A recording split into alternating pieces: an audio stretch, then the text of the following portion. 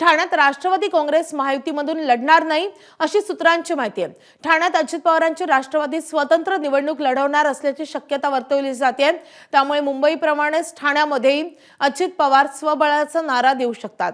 महायुतीमध्ये देखील ठाण्यामध्ये कुरबुरी सुरू आहेत, रस्सीखेच सुरू आहे आणि अशा सगळ्या जागा वाटपाच्या तिढ्यामध्ये अजित पवारांची राष्ट्रवादी मात्र ठाण्यामध्ये महायुतीमधून लढणार नाही अशी माहिती सूत्रांनी दिली आहे। या संदर्भात अधिक अपडेट देण्यासाठी आपले प्रतिनिधी अक्षय भाटकर आपल्या सोबत आहेत।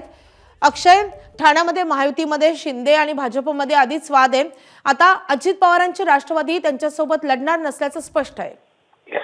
काल जर आपण पाहिलं तर रवींद्र चव्हाण स्वतः आले होते महायुतीतला भाजप आणि सेनेमधला जो तिढा आहे तो सोडवण्यासाठी। मात्र त्या बैठकीला देखील कोणत्याही राष्ट्रवादीच्या स्थानिक नेत्यांना किंवा वरिष्ठ नेत्यांना बोलवण्यात आलेलं नव्हतं आणि आजपर्यंत ठाणे महानगरपालिकाच नाही तर मीरा भाईंदर असेल, नवी मुंबई असेल, उल्हासनगर असेल, कल्याण डोंबिवली असेल, या कोणत्याही महानगरपालिकेमध्ये जितक्या महायुतीच्या भाजप आणि सेनेच्या बैठका झाल्या त्या कोणत्याही बैठकीला अजित पवार गटाला बोलवण्यात आलेलं नाही। त्यामुळे एक प्रकारे आता स्वबळावर जाण्याशिवाय पर्याय उरलेले नसल्यामुळे संपूर्ण ठाणे जिल्ह्यामध्ये ज्या महानगरपालिका आहेत आणि वसई विरार देखील आहे त्या ठिकाणी देखील राष्ट्रवादी काँग्रेस अजित पवार गट हा स्वबळावर लढणार आहे।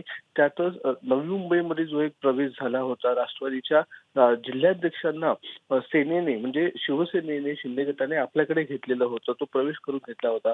त्यामुळे देखील या दोन पक्षांमध्ये नाराजी आहे आणि म्हणूनच आता स्वबळाचा नारा हा देण्यात आलेला आहे आणि सगळ्या महानगरपालिकांमध्ये उमेदवार तयार आहेत। ज्या ज्या पॉकेट्समध्ये राष्ट्रवादी काँग्रेसचं बळ आहे, जसं की ठाण्यामध्ये जर आपण विचार केला तर राबोडी असेल किंवा मुंब्रा हा विभाग असेल, कळवा विभाग असेल, मीरा भाईंदरमध्ये जर विचार केला तर नळनगर विभाग असेल, अशा ज्या पॉकेट्समध्ये राष्ट्रवादीचं वर्चस्व आहे त्या ठिकाणी तरी कॅन्डिडेट्स लढवून स्वबळावर जिंकून आणण्याचे प्रयत्न आता राष्ट्रवादी काँग्रेस अजित पवार गट करणार असल्याची सूत्रांनी माहिती दिलेली आहे।